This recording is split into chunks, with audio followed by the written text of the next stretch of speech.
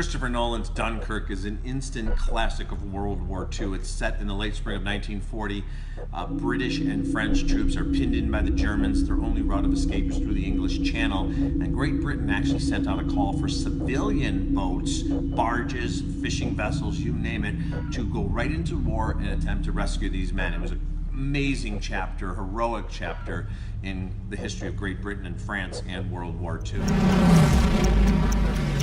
Nolan does some of his signature time skipping here as he moves back and forth on the timeline over the course of a week or two, and he tells the story from different perspectives, which makes it so much more effective. Mark Rylance, who won the Academy Award Best Supporting Actor for Bridge of Spies, gives a performance at least equal to that here. He plays one of those civilian boat captains who risks his life on a small vessel in an attempt to save dozens of British soldiers. Tom Hardy is a Royal Air Force pilot. Kenneth Branagh, super strong, playing a commander who stays with his troops, even knowing that many of them could be seeing their last days on Earth. This is a powerful film, a haunting film. It's beautifully, beautifully shot. The images are indelible. The editing is first rate. Kind of interesting too, because Christopher Nolan usually goes about 2 hours and 40 minutes or more with his films. This movie's only about 1 hour and 45 minutes long. It's a real tick-tock type of thriller, which just really kind of increases the tension and the sense of urgency. The movie's called Dunkirk, 4 stars. I think it's going to get Academy Award nominations for Best Picture, Best Sound, Best Editing, at the very least. Check it out. Coming up next, Memento, about a man with no short-term memory. He wants revenge, but who against? What's the last thing that you do remember? My wife. That's sweet. Dying. Okay, so what am I doing? Oh, I'm chasing this guy. No, he's chasing me. That's Guy Pearce in Memento, which won the Sundance Screenplay Prize for its tricky story of a man with short-term memory loss. He can only remember things for a few minutes at a time, so he has to write himself a lot of notes and even tattoo memos on his body. He wants revenge for the death of his wife, but who can he trust? And what can he believe? And what can he remember? And what has he forgotten? Carrie Ann Moss plays a woman who, if he can trust his notes, wants to help him out.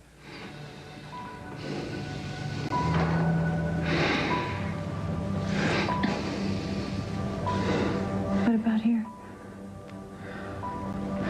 Maybe it's for when I find him. Those tattoos are memos of the really important stuff that Leonard doesn't want to forget, but he even forgets her. The next time he sees her, he forgets they've already met. Sorry, I should have explained. I have this... You did explain, Lenny. Please call me Leonard. My wife called me Lenny. Yeah, I know. You told me. Well, then I probably told you how much I hated it. Yeah. It's difficult enough for Leonard to keep his investigation straight, but it's even trickier for us because on top of everything else, Memento tells its story backwards. It starts with what may or may not be the end, and it stumbles toward the beginning as the increasingly desperate Leonard draws charts and diagrams, and a character played by... Is he increasingly or decreasingly desperate? I'm confused. A character played by Joe Pantoliano turns up again and again. Director Christopher Nolan, who wrote the screenplay with his brother Jonathan, must have had a heck of a time dealing with the character's motivation, since he lives backwards and forgets everything. But the result, weirdly enough, works both as a thriller and as a mind game. It's an ingenious film, and the effect of sort of starting at the end and working back to the beginning gives us, in the audience, short-term memory loss, because we have to keep thinking back to the scene we've just seen, and now we understand it because we've just gotten a new, fresh piece of the puzzle. And this is a movie you really can't go out for popcorn halfway through this film. Each scene really interlocks, and if you miss one in the middle there, you're going to be completely lost. It's a movie for smart people, but it's not just a gimmick. I love this movie. I liked it a lot. You know, I liked it a lot, too, and I'll tell you, what's interesting is, by telling it backwards, they create the feeling in us that he has. Right. We are just as confused as he is. We don't know anything more. We know less and less as the movie goes on. Which makes and he knows less and less as his life goes on. Exactly, and the acting is that much more impressive as the story develops or unfolds, because at first we think somebody's a good person and maybe they're not, and we see what they were doing earlier is really because they're doing this later on. And Guy Pearce does a good job of trying. He's got kind of a dry humor as he explains to people, now, you know,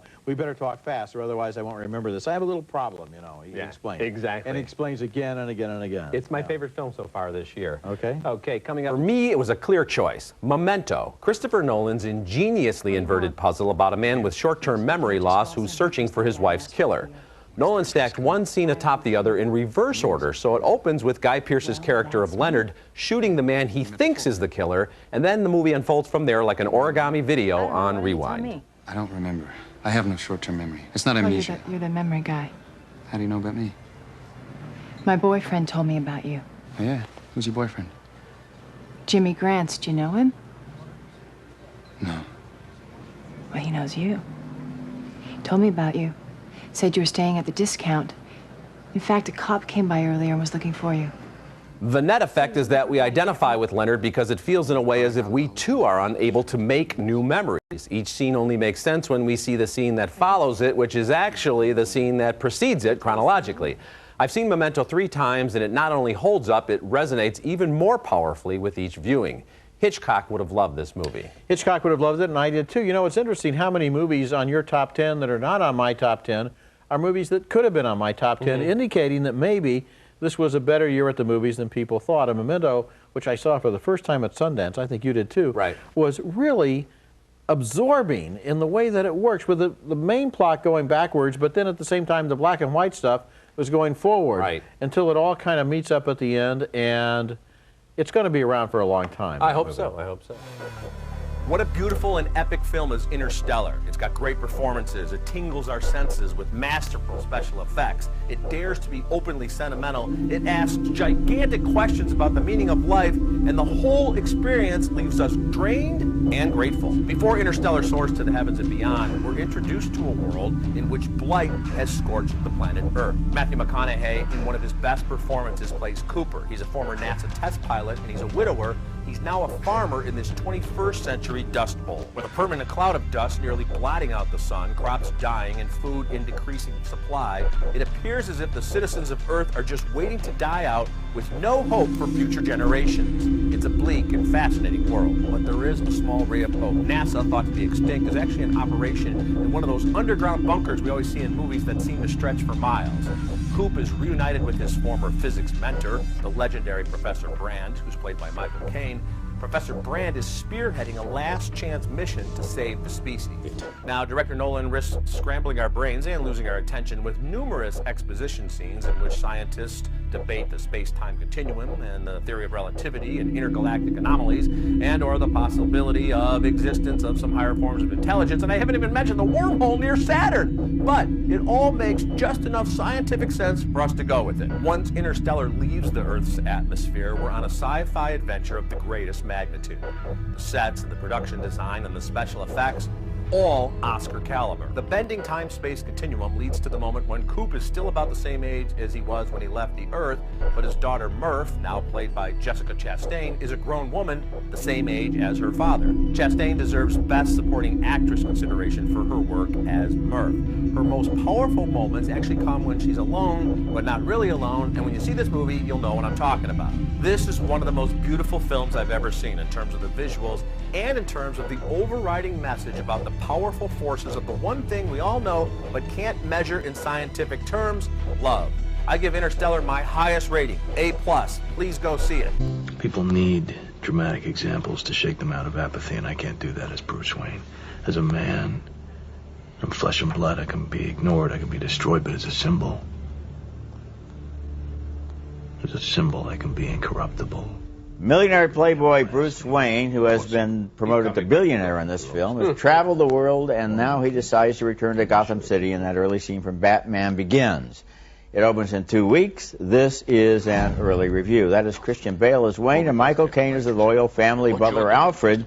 And to get straight to the point, Batman Begins is the 5th Batman movie, but the first one to get it right, to get it absolutely right. Criminals mock society's laws. You know this better than most.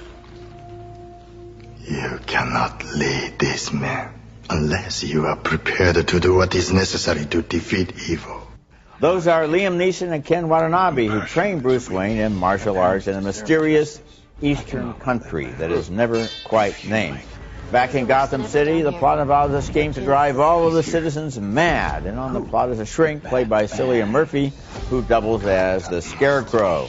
Katie Holmes is an assistant DA who begins to suspect that this shrink is not on the level. This is the third of Carmine Falcone's thugs you've had declared insane and moved into your asylum. Well, the work offered by organized crime must have an attraction to the insane. Or the corrupt. Morgan Freeman plays the scientific mastermind of Bruce Wayne's family company, exiled to the basement where he unveils some secret projects he's got in development. And over here on the throttle, flip that open and throttle up. This will boost you into a rampless jump. Not now! Gary Oldman plays the good cop Lieutenant Gordon, who in Batman Begins works hard, and you know, if he sticks with Batman and continues to do the right thing, someday he might become Commissioner Gordon. Commissioner Love set up a massive task force to catch you. He thinks you're dangerous. What do you think? I think you're trying to help. There's an incredible chase scene involving the Batmobile and about half of Gotham City, which was, in this case, Chicago. Who is this guy? This is the darkest of the Batman movies and the most engrossing, with a hero who is learning from his mistakes and a villain who poisons the water system with an insanity drug and then plans to vaporize the water so all the citizens will breathe the drug and go mad. Now there is an evil scheme for you.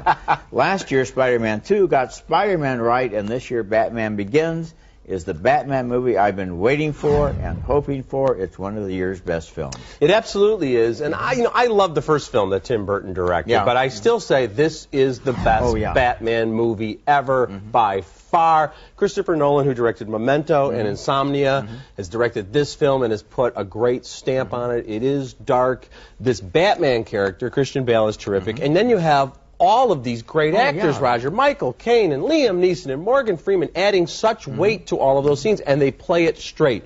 No one's winking at the camera saying, oh, we're doing a comic book here. They're in this world. And you know, what's interesting is I really got involved in the story. Yeah. I mean, it wasn't just, oh, it's Batman, and here's the villain acting out, and here's the weird, bizarre scheme. It was a fascinating story. Then the special effects. They take the city of Chicago, and they add a whole layer of special effects. Yeah, looks These great. elevated trains, the underground, the lower level of some of the roads.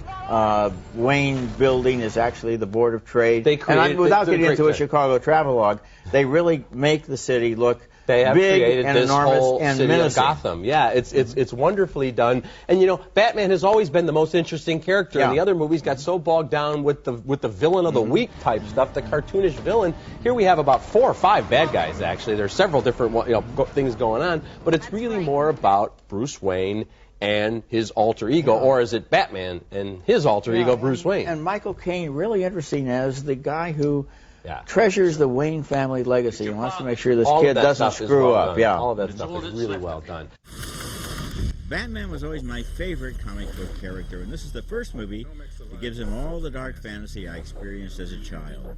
Christian Bale has intensity and mystique that bring this myth to life as never before. When Bruce Wayne's wealthy parents are killed by a thief, he becomes obsessed with revenge and defeating evil. Liam Neeson is part of the League of Shadows and tries to exploit the damaged soul. Wayne resolves to save Gotham City from savage chaos, and Michael Caine plays Alfred, his devoted butler. He knows how ghosts of the past have shaped the troubled young man.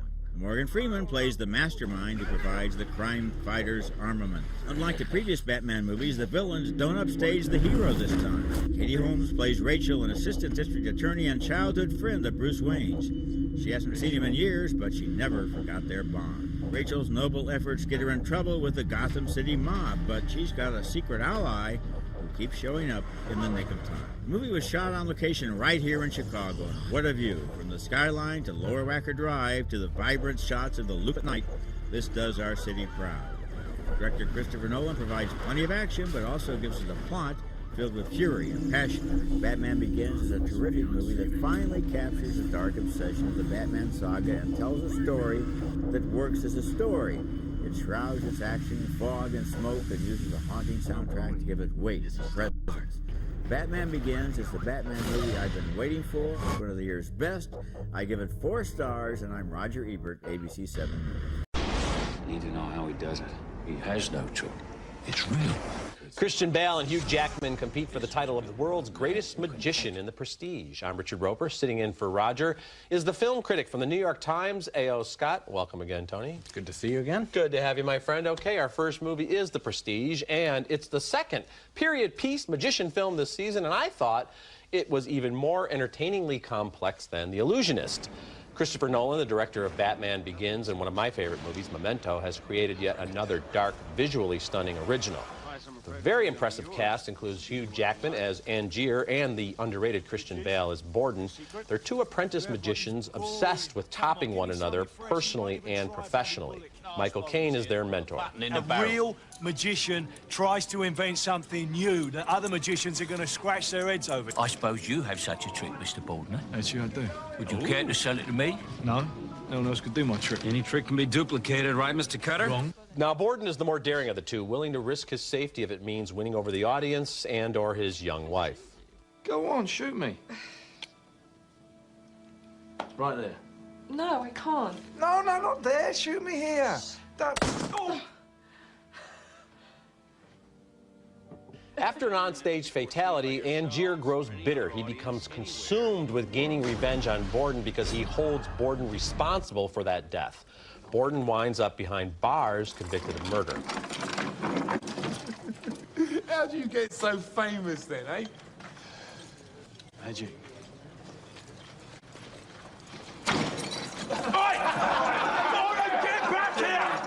Scarlett Johansson, apparently cast in about every third movie these days, does some nice work as Olivia, who falls in love with Angier but is heartbroken when he sends her to Borden's camp as a spy. He's obsessed with discovering your methods. He thinks of nothing else. He takes no pleasure in our success, and I've had enough. There is no future with him. He sent me here to steal your secrets, but I've actually come to offer you his. This is the truth.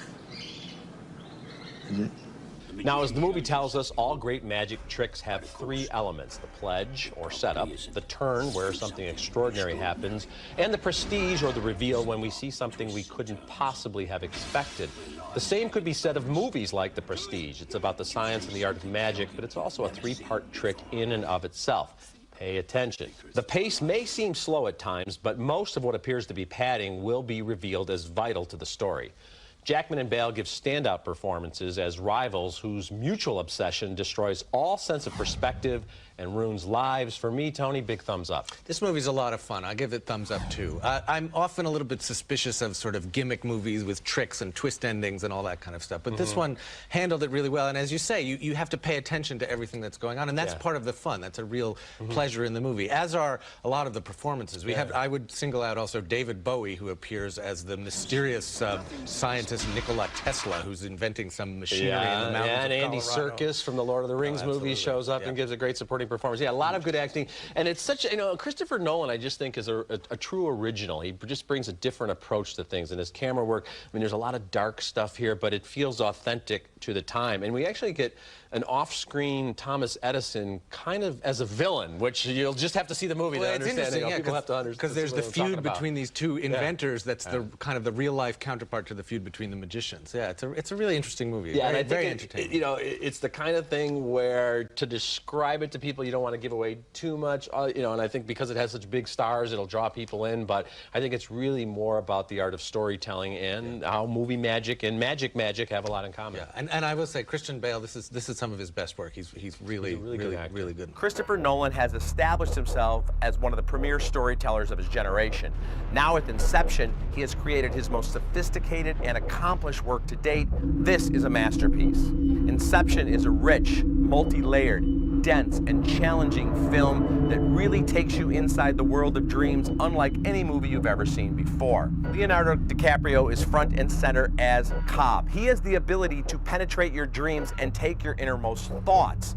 But it's a lot more complicated than even that. Sometimes his own subconscious intervenes when he's inside a dream. Sometimes we see his ex-wife, played by Marion Cotillard, and she really complicates things. And sometimes we even get a dream within a dream. Ken Watanabe plays the Japanese businessman who hires Cobb to take it a step further. He wants Inception. That means you go into someone's dreams and you don't take their ideas, you plant an idea in their subconscious so that when they wake up, they think it's their own idea.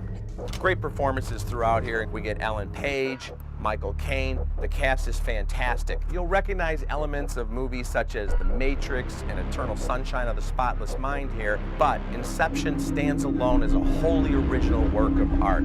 The score, the cinematography, the special effects, the performances, all deserve Oscar nominations. I'm telling you right now, this is one of the best movies of the 21st century. It's an Oscar frontrunner for Best Picture and a lot of other categories. I give it an A+. I'm Richard Roeper. I've seen now what would have to become to stop men like him. The night is darkest just before the dawn. I promise you, the dawn is coming. And here we go. The creepiest villain this side of Hannibal Lecter does battle with a caped crusader. I'm Michael Phillips of the Chicago Tribune. And I'm Richard Roeper. The best comic book movie summer ever just got a whole lot better. The Dark Knight opens next week. This is an early review. Christopher Nolan's Gotham City epic is one of the best movies of the year and should merit consideration for a Best Picture nomination. This is a rich, complex, visually thrilling piece of pop entertainment, as strong as any superhero epic I've ever seen. Now there's a Batman. Oh, you want to play? Come on. The A-list cast includes Christian Bale as the most intimidating Batman and the most arrogant Bruce Wayne in the history of the series, and Gary Oldman as the righteous James Gordon.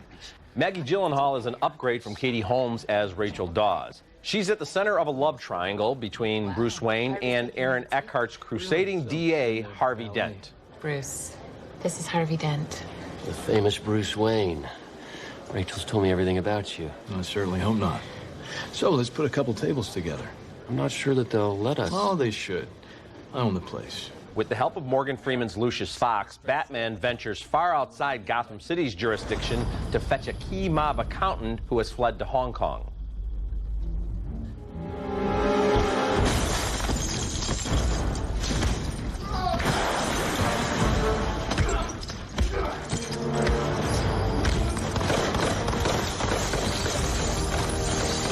But of course, the real villain in The Dark Knight is the Joker. The late Heath Ledger plays him like the demented offspring of Alex from A Clockwork Orange. Why don't we cut you up into little pieces and feed you to your pooches? And then we'll see how loyal a hungry dog really is. It's not about money. It's about sending a message. It'll be an upset if Ledger isn't nominated for Best Supporting Actor, and it won't be a maudlin sympathy vote either. He creates a Joker that is one of the most memorable screen characters of the decade. Writer-director Nolan has fashioned a near masterpiece here, maybe the best superhero movie ever made. His action sequences are thrilling, including 2 or 3 moments that are guaranteed to generate big applause in theaters. Even with the lead in a batsuit, The Dark Knight has the authentic feel of a crime epic like Heat or The Departed. It's a great film. I say see it. In fact, see it twice. I would see it twice, and I'm looking forward to it. This film really is one of the great achievements of the year. Yeah. And let's talk about Heath Ledger for just a second. Sure. I mean, you look at a still photograph of what he's up to as the Joker, and it is riveting. And the wonderful thing about this screenplay and the way Christopher Nolan has directed this picture is you don't overexploit a terrific villain. He's in the film just the right amount, and all the scenes really land, and they're kind of creepily funny, and a lot of it's really truly menacing, and the balance is perfect. And it's so hard to get that kind of creepy funny balance right in a comic book picture. Look at Jack Nicholson in Tim Burton's Batman, which to me was fun, but he was really, a clown. But this is nothing. It was a clown it's nothing performance, compared to what Ledger's into. And you're right also about this being really an ensemble piece. Even Christian Bale, he has about the same amount of screen time as Batman and Bruce Wayne as Aaron Eckhart does as Harvey Dent. Each character, Gary Oldman gets his moment. Everybody has his moments. And not flashy, too. The work, I mean, there's one extremely flashy performance, and it's the right one. Yes. Everybody else seems very invested, even people very familiar to all of us. Morgan Freeman, Michael Caine. They're actually, all the work is just a little better, a little that's more, as I mentioned, that's why it reminded me of movies like Heat or The Departed. Obviously, we're dealing in, superhero genre here. Yeah. But played authentically by everybody else. This is the world they live in. Gotham City, Chicago, filling in for Gotham City, is a real place that just happens to have a crazed killer on the loose and one superhero who's not exactly the most popular guy in town all the time. Right. And a lot of the action sequences are filmed in IMAX. You and I saw it at a screening that was in IMAX. It was amazing. I think it'll play just as well on a regular full-size theater. Yeah, we're talking 20 minutes out of 2.5 hours. It is not. It is not a brief picture, but the 20 minutes of IMAX footage, I think, is going to translate very well to the conventional 2D stuff. And one thing I love about it too is there's plenty of CGI in this film, but Nolan he's a real filmmaker of taste. Oh yeah. That scene we're talking about, the major action sequence, that hinges on very simple action staging and stunt work, and then a little CGI maybe. And that's why that film feels like an authentic experience. Well, it's just a great time. Christopher Nolan, in addition to Memento, one of my favorite films of the decade, The Prestige, he's a storyteller. He's not just a guy dealing in special effects here. You know, you mentioned the running time of about 2.5 hours. I'm telling you, it's the fastest 2.5 hours I've spent at the movies in years. There's never a moment where I was going, oh, geez, they could have cut 15 minutes out of this film. It zips along. Right. I might have a slight quibble with you on that, but I think it's going to play equally well to the rabid fans waiting for this thing for months and people who are just sort of walking in wondering, hey, is this film for me? It's going to be for them. Okay, Richard, we talked about it last week on the show, but this is the week the world actually gets to see The Dark Knight, one of the most highly anticipated pictures of 2008. I also think it's sensational, very sinister and foreboding in its atmosphere, not for kids under 11 or 12. But thanks especially to a remarkable performance from the late Heath Ledger as the Joker, this is one of the most beautifully crafted entertainments of the year. That's one of the most amazing games of chicken ever put on screen. The film's a follow-up to director Christopher Nolan's Batman Begins, which I admired, but The Dark Knight, which paints a dizzying portrait of Gotham City nearing total anarchy, really isn't like any other Batman film or any other superhero outing. It's genuinely beautiful, and every character represents a different point on the morality spectrum, which keeps this fantasy rooted in the real world. That's why it sticks with you. And Ledger gives the most inventive portrait in pure cackling evil since Anthony Hopkins ate him up in The Silence of the Lambs.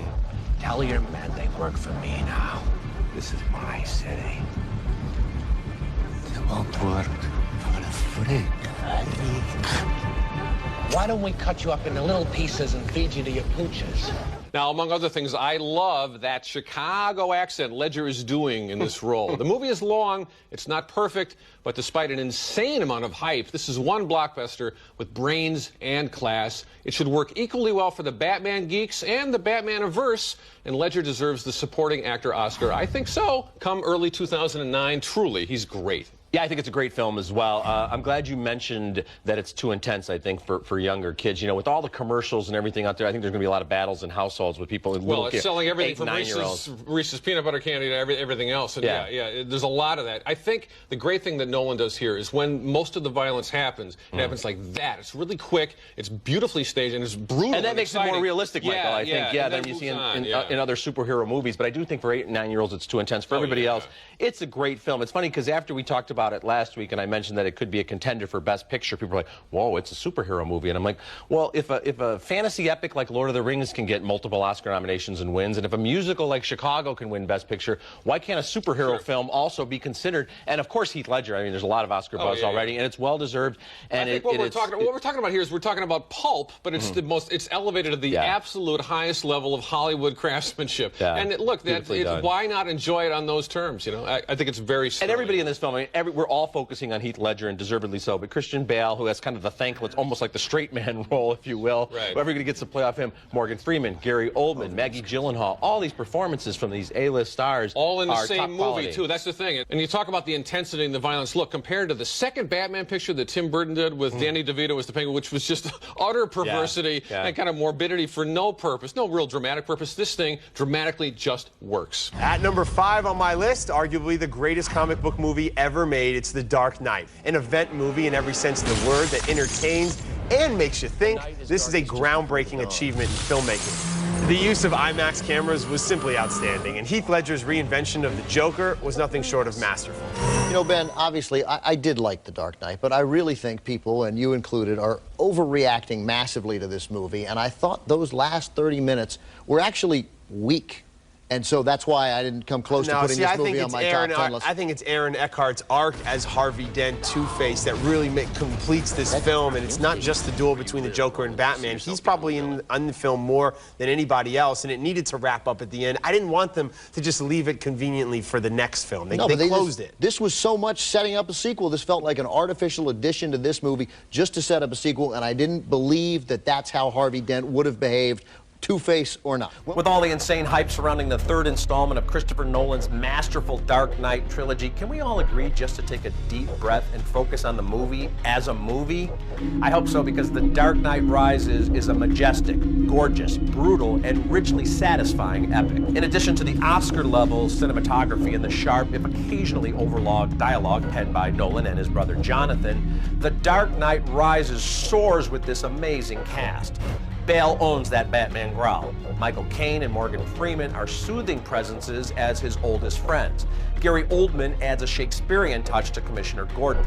The newcomers include a purring Anne Hathaway as Catwoman, Marianne Cotillard as a gorgeous philanthropist, and Joseph Gordon-Levitt as a cop with a backstory and a future. They're all outstanding. It's movie heaven to watch this cast at work.